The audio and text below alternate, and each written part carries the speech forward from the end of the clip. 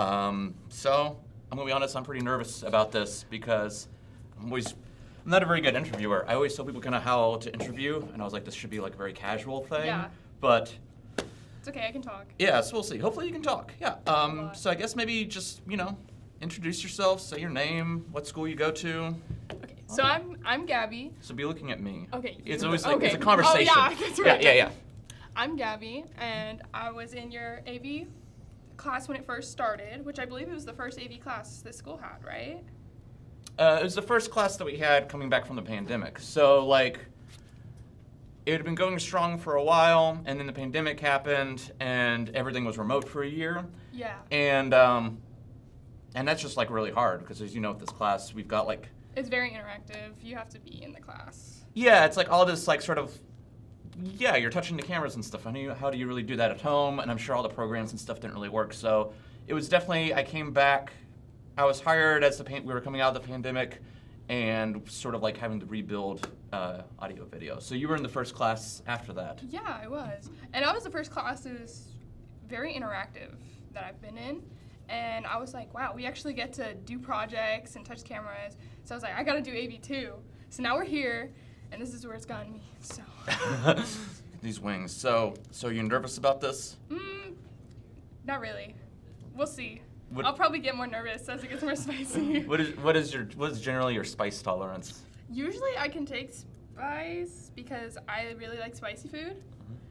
But I don't know about my stomach taking it, but I can take it eating it. So maybe I think I can get to at least 7. Okay. So yeah, so the way we've got this arranged is 10 spices. If anyone's seen the hot ones, all 10 spices for I think season 8 or 9, something like that. It was whatever was on sale on Amazon.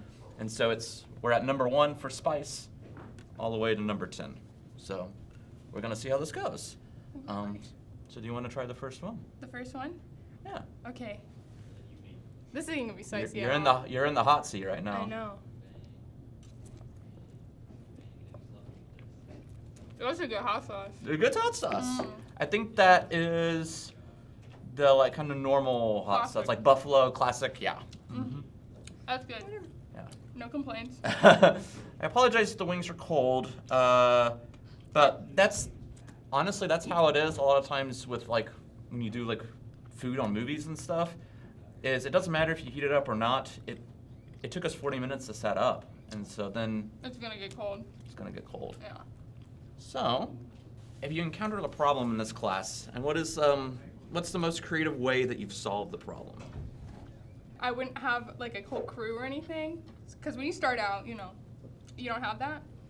So I had to learn how to get shots by myself and how to set up the camera and how to use a tripod and starting out just by myself, So that was the biggest issue, but I kind of supplemented that with just learning how to edit a little better and make it more interesting on the editing end when you can't really do it by yourself with the camera. Okay. Yeah, I feel a lot of times, I became a better editor than a better filmmaker in general, because I make a lot of mistakes, and editing can really kind of conceal your mistakes. Exactly. And by doing that, you become a better editor. Cool. What was the project that you had difficulty with? I think it was last year. It was the horror. Was it? It wasn't horror, but it was our little short film at the end of the year, and it was the one I did with the cereal box.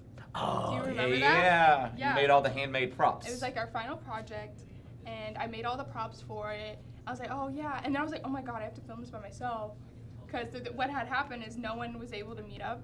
So I was like, I gotta make this work. I gotta figure it out. So I literally had this whole setup in my room. I had the lights in the kitchen. I had the tripod recording, and I would just take shot after shot after shot until I got it. And yeah, that was a little challenging. But we made it work. Made it work. Cool. Are you ready for number 2? I So I was debating of should we be eating them together? But then also after this, presumably I'm going to be in your hot seat. Oh yeah, that's true. So you So- can just watch me suffer first. Yeah. So I guess we all suffer one by one. Yeah. Maybe. Yeah. Yeah. So that's why I'm not eating. Okay, perfect. I'm watching this. So number 2. Number 2. Oh, yeah. Yeah. That was good. So that's Cedar Smokehouse. This one smelled really good. Yeah, we were y'all were fixing it in the back. We have a back office where we keep all the audio video equipment and stuff, and y'all were fixing it, and I walked in, and the smell of hot sauce is pretty like. You could smell it. Yeah. This one's good. Dawson's hot sauce. This one's actually like you could taste the spice. This one didn't have any spice. Ooh, on number 2, you're getting. You can start to feel the spice, but it's not. Cool. That's good. Oh, so this is not necessarily an audio video, but what's your like favorite director movie style? I mean, you don't have a specific director, but like a movie style. Like a movie style? Or favorite director. Or favorite director? Uh-huh. I like Ari Aster. Ooh.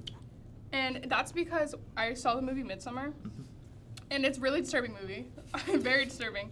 But what I found so, like, what I loved about the style, and especially in Hereditary too, is he likes to do this thing where he shows you what's going to happen indirectly, but it's also directly in your face. Like in Midsommar, you see these, like, I love how the set design is very calculated and everything's very, like, it's there for a reason. You could always find something if you rewatch it. And you see these pictures, and it literally shows you, like, they're in, like, Sweden or something, so it's, like, traditional, like, graphics and stuff of the place they're at. And it literally tells the story, and you don't know it, but it's something you catch if you watch it again or if you think back on it. I just love that, especially for Hereditary. The little dollhouse they had. It's just, I love when they take special care to make the props and the sets it really makes the movie because you see the details. And also I love that Midsommar is so unique that everything was in daylight. I've never seen a horror movie like that. It was so unique to me because I'm like, you don't have the suspense. You can't just rely on it being dark and spooky. It was literally bright as could be, flowers and this pretty setting, and it was terrifying. So I really like that movie. Yeah. It's really cool because I mean, you know, it's set in Sweden and it's set during Midsummer, and like the whole thing is like you basically at that time of year in Sweden you have like a 1-hour night, if that. Yeah. So that's like a cool sort of like location for a horror movie, and I have issues with Ari Aster. I'm not the biggest fan of all of his movies, but the way he puts together a movie is just really amazing. Yeah. And he sort of reminds me of like kind of a dark horror, like Wes Anderson in a way. The way he kind of composes everything with these like really wide shots, and you almost feel like you're in a set or a dollhouse. Yeah. He's like the horror, bleak, depressing version of Wes Anderson, and I do really like that. Yeah. His movies seem to be a lot more emotional. Every single one of his movies have like this very like horror in the way it's like emotional horror, where it makes you uncomfortable because like Midsommar, she was going through like mental health, and it was like you can almost feel it, and it's very uncomfortable when you watch it. Yeah. Same thing with Hereditary, the yelling, like he makes sure the emotional part of it is there. It really brings you into it because you're like, ooh.